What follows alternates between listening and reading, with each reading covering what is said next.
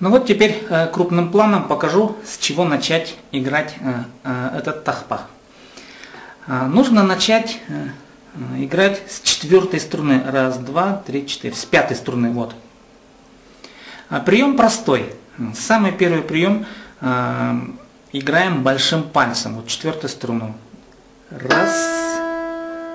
И указательным пальцем играем вот эти 3 струны единым порывом, единым аккордом. Вот этот прием нужно изначально освоить. Вот.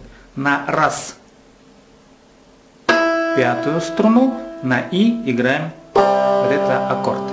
И получается вот этот прием игры следующий. Раз и.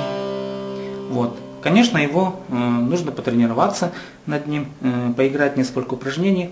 Раз и, 2 и, 3 и, 4 и. На 4 нажимаем.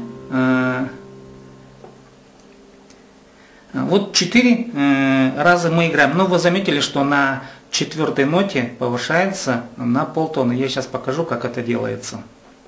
Но сначала давайте посмотрим, как нужно играть правой рукой. Рука должна быть куполообразна, вот таким образом. И большим пальцем играем вот 5 струну. Раз, два, три, четыре, 5. Раз, и, 2, и, 3, и, 4, и. Вот это первый такт.